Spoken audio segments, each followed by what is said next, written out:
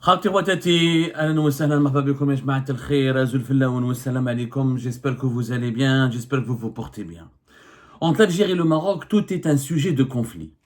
Tout et n'importe quoi peut devenir ou peut être utilisé comme prétexte pour alimenter un conflit, pour provoquer une bagarre, pour provoquer des tensions entre les deux pays, pour attiser la rivalité ou l'agressivité. C'est même pas une rivalité, genre une rivalité créative, une rivalité amie, une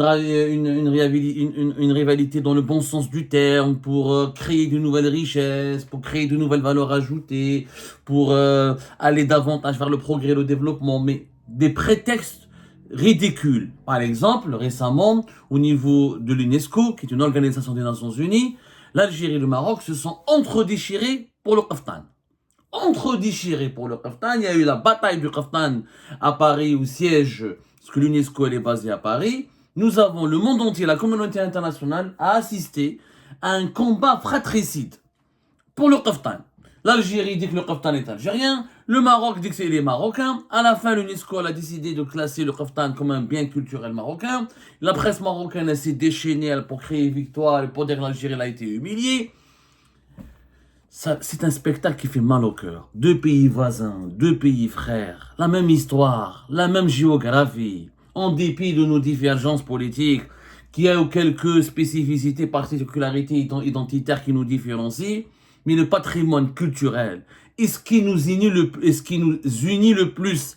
Le patrimoine culturel des deux pays, du Maroc et de l'Algérie, est la passerelle la plus inébranlable. De nombreux biens culturels marocains existent en Algérie et de nombreux biens culturels algériens existent aussi au Maroc. Il y a une passerelle qui est inébranlable.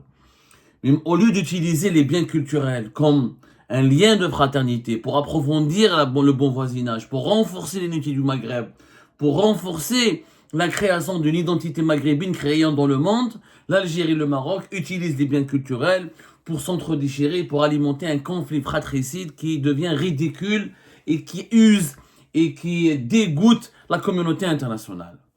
D'abord, les faits, rien que les faits.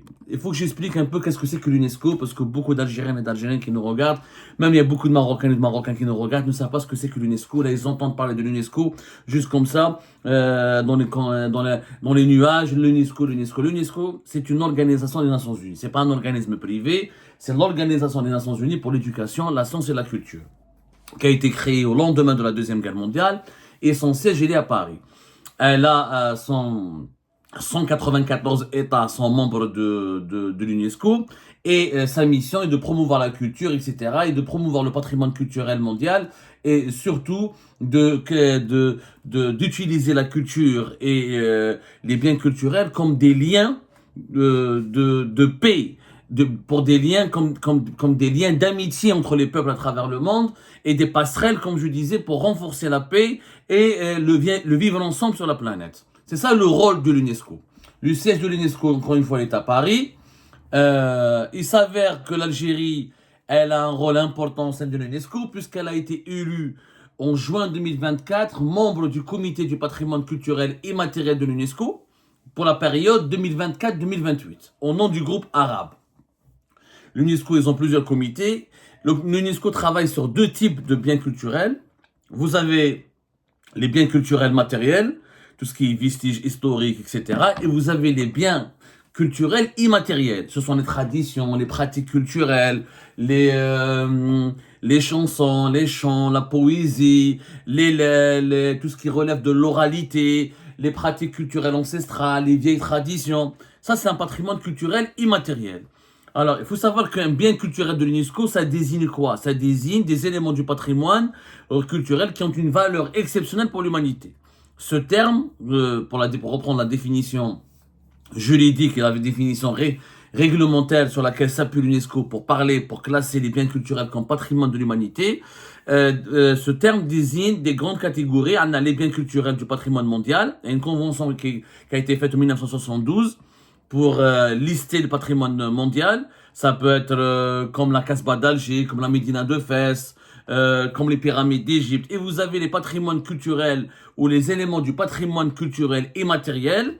Ça peut être des vêtements comme le rail algérien, comme le kaftan, comme le couscous. Ça, c'est des biens immatériels. Ça, c'est une convention de 2003 qui érigeait la protection de ces pratiques culturelles et qui, donc l'UNESCO, il y a deux patrimoines culturels sur lesquels elle travaille, patrimoine culturel, patrimoine mondial des biens culturels matériels et patrimoine mondial des biens culturels immatériels. Et l'UNESCO, chaque année, elle classe des biens matériels ou immatériels dans le patrimoine mondial et elle reconnaît leur valeur exceptionnelle justement pour les protéger, pour les promouvoir, pour les faire connaître et pour veiller sur leur rayonnement. Parce qu'un bien culturel, s'il n'est pas protégé, il risque de disparaître. Il y a des biens culturels qui ont disparu. Une tradition, un bâtiment, s'il n'est pas entretenu, un bâtiment historique, il risque de s'effondrer, de disparaître. Et là, c'est une partie de l'histoire de l'humanité qui va disparaître. Donc, globalement, voilà, je schématise un peu, mais je te fais un omelette. Mais l'UNESCO, ça n'a rien à voir avec la politique. L'UNESCO, c'est pour la culture, pour la culture, pour les arts et pour le patrimoine de l'humanité. Donc ça n'a rien à voir avec le Polisario, le Sahara occidental, Israël, les Émirats. Normalement, les enjeux politiques ne se posent pas au niveau de l'UNESCO. Mais malheureusement, la politique n'est jamais loin, ni de la culture, ni du sport. Et même au sein de l'UNESCO, quelquefois la politique s'impose et s'invite dans les grands débats autour du patrimoine culturel, puisqu'il y a des pays qui se disputent. Il y a des pays qui se disent telle tradition ou tel site culturel, ça appartient à mon pays, ça appartient à mon identité, c'est mon identité, ça m'appartient à notre pays. Donc l'UNESCO tranche. C'est le cas malheureusement entre le Maroc et l'Algérie, puisque hier l'UNESCO a considéré que le kaftan est marocain et elle l'a inscrit au patrimoine culturel immatériel. Elle a inscrit au patrimoine mondial culturel immatériel. Donc le kaftan, c'est un habit traditionnel et considéré par l'UNESCO comme marocain. Non pas comme algérien, comme tunisien, comme maghrébin tout court. Elle le considère comme marocain. Et il y a une polémique, parce que ça fait 2-3 ans que cette polémique enfle entre les autorités algériennes et les autorités marocaines. Chacun des deux pays revendique la paternité du kaftan. L'UNESCO, elle a tranché, elle a décidé de le reconnaître comme un symbole vivant de l'identité marocaine. Le ministère marocain de la Culture a salué une victoire. Les médias marocains, bien sûr, ont utilisé cette victoire pour alimenter, pour renforcer la polémique et pour provoquer l'Algérie, pour s'attaquer à l'Algérie, en parlant de victoire face à l'Algérie. Alors, plus qu'un simple vêtement, le ministère marocain de la Culture parle d'un symbole vivant dans l'identité marocaine, transmis de mère en fille et de maître à élève depuis plus de 8 siècles. Bien sûr, le ministère de la Culture marocain n'a pas cité l'Algérie, pas très précis. Il se félicite d'une victoire, il se félicite de la décision de l'UNESCO qui a été prise lors de la 20e session de son comité pour la sauvegarde du patrimoine culturel et matériel et de l'humanité qui s'est tenue mercredi à New Delhi. C'était même pas au siège de l'UNESCO à Paris. Ça s'est tenu mercredi. Mercredi, on était quoi? On est jeudi hier. C'était hier, mercredi. Ça s'est tenu à New Delhi. Donc, voilà, il arrive que l'UNESCO tienne des sessions ailleurs à travers le monde. D'ailleurs, c'était l'Inde qui a présidé cette 20e session. C'est rare où ces événements sont médiatisés. Hein. La majorité des titres de la presse internationale dans la majorité des pays du monde, les événements de l'UNESCO passent inaperçus. Il y a des publications spécialisées dans les informations d'actualité culturelle qui en parlent. Mais l'Algérie, même le kaftan devient un objet de conflit et de polémique et un objet de tension entre les deux pays. Donc la presse marocaine elle s'est déchaînée, une grande victoire. On dirait, je sais pas.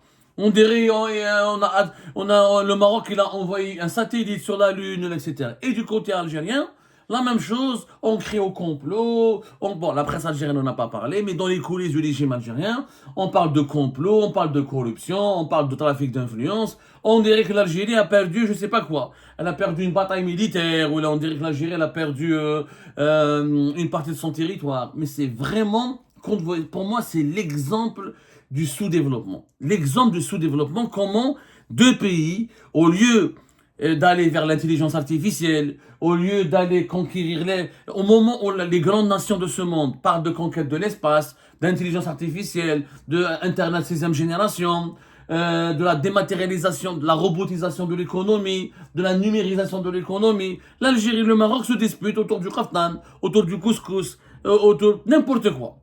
N'importe quelle pratique culturelle qui est commune à tous les pays du Maghreb, eh ben, à chaque fois, au niveau de l'UNESCO, entre les représentants de l'Algérie et les représentants du Maroc, il y a une véritable dispute. Là.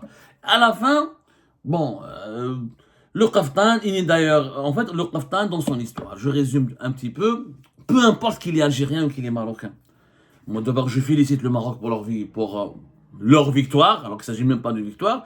Il est vrai que la tradition du kaftan, elle est beaucoup plus enracinée, beaucoup plus développée, et elle est beaucoup plus rayonnante au Maroc qu'en Algérie. En Algérie, il y a des variantes du kaftan. D'ailleurs, l'UNESCO, elle a déjà reconnu des vêtements et des habits qui ont été classés patrimoine de l'humanité, c'est-à-dire patrimoine immatériel. Donc l'Algérie n'a pas perdu à 100%. Il y a des habits, par exemple, récemment, je crois que c'était un habit de Tlemcen, les habits de mariage, un vêtement de mariage de Tlemcen, qui a été classé patrimoine de l'humanité, qui a été classé patrimoine de l'UNESCO. Donc c'est pas nouveau. Les deux pays sont dynamiques au niveau de l'UNESCO et les deux pays ont réussi à placer des biens culturels de leur pays et de leur patrimoine au niveau de l'UNESCO. C'est la Chedda de Tlemcen. La Chedda de Tlemcen, elle a été reconnue comme étant voilà, c'était je crois en 2012 sur le site de l'UNESCO, les rites et les savoir-faire associés à la tradition du costume nuptial de Tlemcen. Voilà, inscrit en 2012 sur la liste représentative du patrimoine culturel immatériel de l'humanité. Donc l'Algérie c'est pas une défaite pour l'Algérie, ni une grande victoire pour le Maroc. Il faut savoir que l'Algérie, comme le Maroc, ils ont de nombreux biens culturels inscrits au patrimoine de l'UNESCO. Je vais vous donner un chiffre bien précis. On a fait des recherches. Alors, pour l'Algérie, nous avons donc, selon les statistiques que nous avons pu récupérer, depuis jusqu'à décembre 2025, l'Algérie, elle compte 7 biens culturels matériels qui sont inscrits sur la liste du patrimoine mondial. 6 biens culturels et un bien qui est mixte, considéré mixte, c'est-à-dire il y a d'autres pays, certainement c'est le couscous entre le Maghreb. C'est-à-dire il est algérien, mais aussi marocain ou tunisien ou maghrébin, et commun à d'autres pays du Maghreb ou de la région. Pour le patrimoine immatériel, ça c'est les biens matériels. Pour le patrimoine immatériel, nous avons 13 éléments. 13 éléments. 12 sur la liste représentative et 1 sur la liste nécessitant une sauvegarde urgente. Comme un exemple, la Casbah d'Alger, elle est inscrite depuis 1990 dans le patrimoine mondial de l'UNESCO. La vallée du Mzab, Tassidi Anjar, Timgad, Tipaza, Jamila, Qal'ad ibn Hamad. Ça va quoi. Il n'y a pas une grande différence entre l'Algérie et le Maroc. Pour le Maroc, par exemple, j'ai sorti les chiffres. Le Maroc, il a 9 biens culturels inscrits sur la liste du patrimoine mondial. Et il a 16 éléments sur la liste représentative du patrimoine culturel immatériel. Donc il n'y a pas de grosse différence. Les deux pays se valent au niveau du patrimoine, au niveau du classement de leurs biens culturels, matériels et immatériels dans le patrimoine mondial de l'UNESCO. Il n'y a pas de grande différence. Mais quand je vais vous montrer une vidéo, franchement, ça fait mal au cœur. Durant cette session qui a eu lieu à New Delhi, les deux délégations algériennes et marocaines, elles se sont entretuées pour un kaftan. On se bagarre et on lutte pour un kaftan. C'est pas un enjeu politique important. Il faut être sérieux, c'est pas vraiment un enjeu politique important. D'ailleurs, ils l'ont dit les autres membres de l'UNESCO. Je vais vous faire écouter une vidéo. Regardez.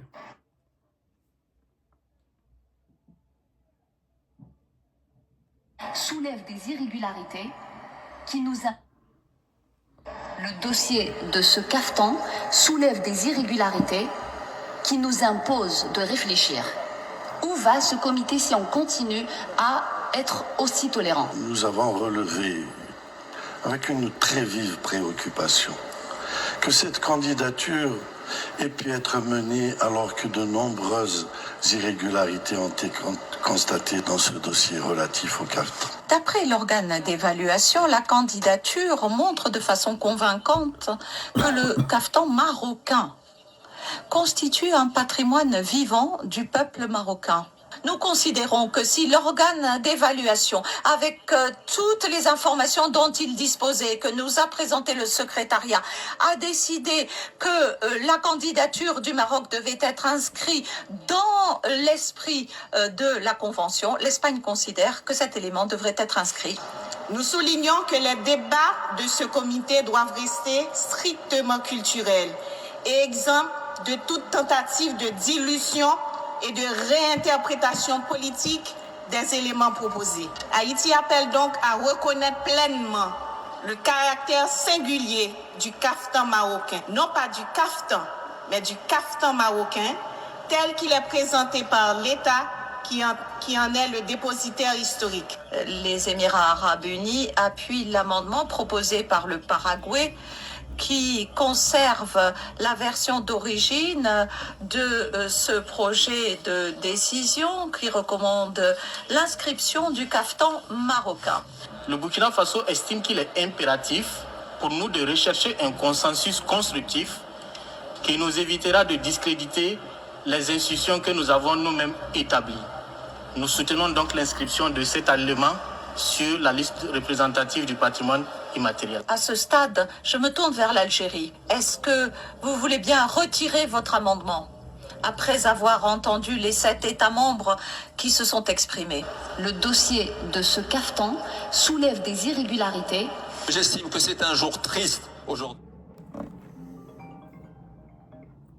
où les valeurs qui nous réunissent sont piétinées, malheureusement, à travers cette démarche. Ce que nous présentons, nous le faisons au nom des communautés et au nom des peuples, et non au nom des gouvernements. Nous nous sommes toujours tous battus pour bannir la politisation, qui est un fléau pour cette convention. La proposition d'amendement de l'Algérie doit être supprimée, puisque nous souhaitons que le kaftan marocain soit inscrit sur la liste. Monsieur le Président, je suis ravie de vous annoncer que nous nous joignons au consensus, si tel est le souhait du comité. Je ne vois pas d'opposition, pas d'objection, personne. Là que vous avez... Bon, c'est une vidéo qui a été bien sûr diffusée par un média marocain, le 360, qui est connu pour sa proximité avec... plus que pour sa proximité, pour son affiliation aux autorités marocaines. Donc on n'a pas trouvé d'autres images provenant de sources algériennes ou de sources neutres pour résumer un petit peu les travaux et les échanges et les débats de cette 20e session du comité pour la sauvegarde du patrimoine culturel et matériel de l'humanité qui s'est tenue dans Gagno Delhi.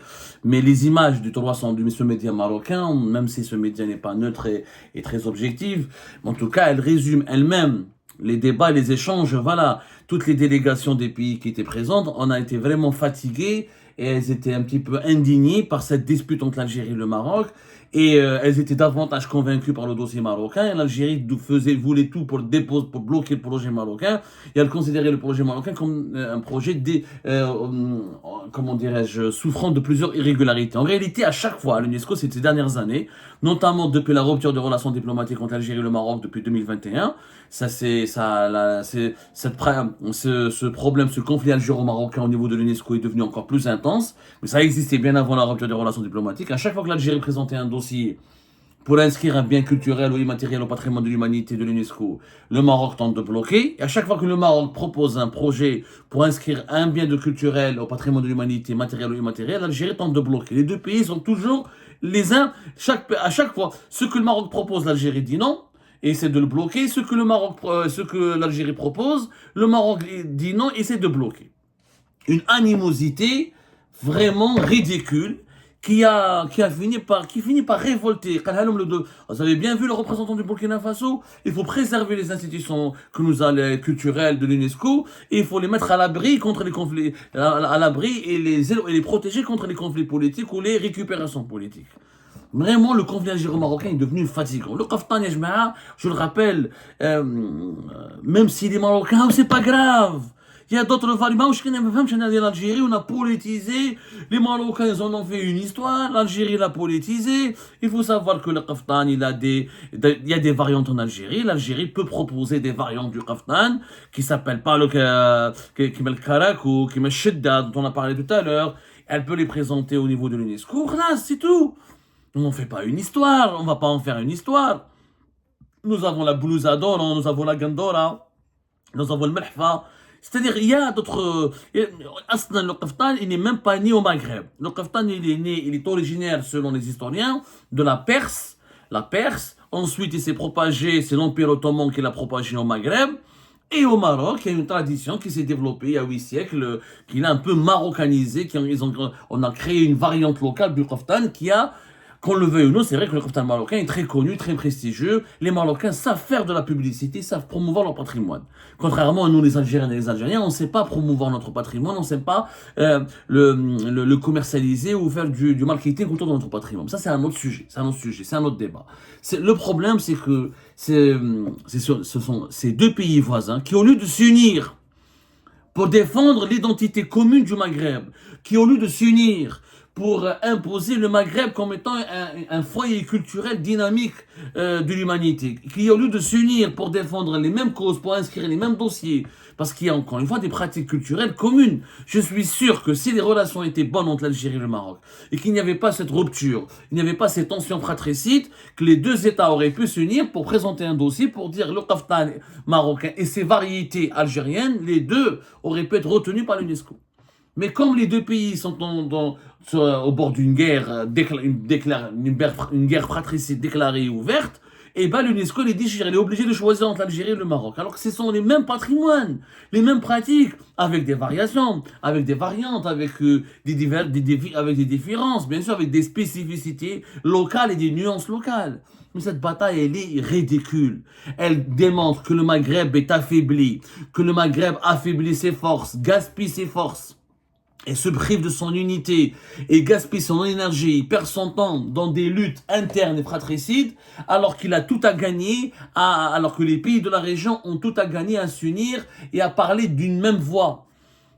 Voilà, on est très loin. Quand on voit ce qui se fait à l'Afrique de l'Ouest, ce qui se passe en Afrique de l'Ouest, ce qui se passe dans l'Union européenne, ce qui se passe dans les pays d'Amérique latine, où les pays s'unissent et effacent leurs divergences, dépassent leurs conflits conjoncturels pour s'unir autour de projets structurels, autour du couscous, autour du rail, autour du kaftan. C'est ça le sous-développement. C'est ça le sous-développement. Quand des peuples sont entraînés dans des polémiques stériles, c'est stérile. Les Marocains vont se développer. Parce que le kaftan et les Marocains, ils vont acquérir une nouvelle technologie, le pays va s'enrichir davantage, il y aura de nouveaux emplois qui vont être créés, il y aura une nouvelle prospérité économique, il y aura quoi? Ça ne rapporte rien. Les inscriptions au niveau de l'UNESCO, c'est des labels qu'on peut utiliser dans le secteur du tourisme, pour un peu attirer les touristes du monde, et encore, les gens ne visitent pas certains pays parce qu'il y a le label du patrimoine de l'UNESCO. Ils visitent un pays parce que ce patrimoine, il est médiatisé, il est connu, il y a des films, il y a des documentaires, il y a des articles de la presse internationale. Mais l'UNESCO, l'inscription sur la liste du patrimoine mondial de l'UNESCO n'attire pas en soi des touristes. Faut arrêter de mentir. Ce sont des labels diplomatiques, prestigieux, mais c'est un prestige qui n'apporte pas de valeur ajoutée au développement d'un pays. C'est juste une action officielle pour dire que la communauté internationale, elle dit, il y a un bien culturel important dans ce pays, il faut le protéger, il faut le promouvoir, parce qu'il a une valeur exceptionnelle pour l'humanité. C'est tout. C'est pas quelque chose de grandiose, mais ça ne réduit ni la famine, ni le chômage, ni la précarité, ni les inégalités. Donc les Algériens et les Marocains se calment, et ça c'est pas les peuples. Parce que les peuples algériens et marocains, ils s'en foutent. Vous pensez que les Marocains ont fait la fête hier parce que le kaftan a été... Non, ils savent très bien, les Marocains d'ailleurs qui étaient tristes. Je leur présente toutes mes condoléances pour les 22 morts de l'effondrement de bâtiments à Fès. Rabbi yarhamhum, toutes mes condoléances à leur famille. Et c'est pas la victoire du kaftan à l'UNESCO qui rendra les Marocains plus heureux. Et ce n'est pas la défaite du kaftan à l'UNESCO qui rendra les Algériens plus tristes. Les problèmes des deux pays sont politiques, sont économiques, sont sociaux, sont technologiques, sont scientifiques. Nous avons un sous-développement à rattraper. Et tant que nous sommes divisés, tant qu'on se considère, tant que les autres, parce que c'est pas les peuples, entre Algériens et Marocains, ça se passe bien. On a vu la Coupe arabe dans les stades de football, les Algériens et les Marocains ils s'embrassent, ils se saluent chaleureusement, ils se prennent les uns et les autres dans les bras, il y a des accolades, des embrassades, des salam alek, il y a des défilés communs, il y a une joie commune. Entre Algériens et Marocains, il n'y a pas de problème entre les peuples. Ces autorités, pour maintenir leur légitimité et justifier leur maintien au pouvoir et justifier le caractère autoritaire de l'exercice du pouvoir dans les deux pays, s'appuient sur la théorie de l'ennemi, ils s'appuient sur un ennemi extérieur. L'Algérie a besoin du Maroc comme un ennemi extérieur. Le Maroc a toujours besoin d'un ennemi extérieur qui est l'Algérie pour, encore une fois, permettre à leurs décideurs de rester le plus longtemps au pouvoir et de justifier leur gouvernance autoritaire du pays, parce que chaque décideur dans les deux pays se dit « Ah, moi je suis un dictateur, je suis autoritaire parce que on doit se protéger contre l'ennemi qui est le voisin. » Le voisin qui nous menace, qui risque de nous envahir, qui risque qui complote contre nous, contre notre stabilité, contre notre sécurité nationale. Et tout ça, c'est un mythe de manipulation. L'Algérie et le Maroc n'ont pas de problèmes graves qui ne peuvent pas être résolus. Le Sahara occidental, si les deux pays le souhaitent, ils peuvent le régler en 24 heures. En 24 heures. Les deux pays peuvent régler tous leurs problèmes en 24 heures parce qu'il n'y a pas de problème structurel. Il y a des problèmes conjoncturels. C'est chacun des deux pays, c'est chacun des deux autorités. Encore une fois, parce que les pays, les peuples, ils ne souhaitent que cela, que l'unité du Maghreb, que l'ouverture des frontières, que l'établissement d'un marché commun, que le développement des échanges économiques, humains et culturels. Parce qu'encore une fois, si ce Maghreb ne se fait pas, je vous assure qu'un jour ou l'autre, et dans un futur proche, nous allons être recolonisés par des puissances mondiales et des puissances régionales.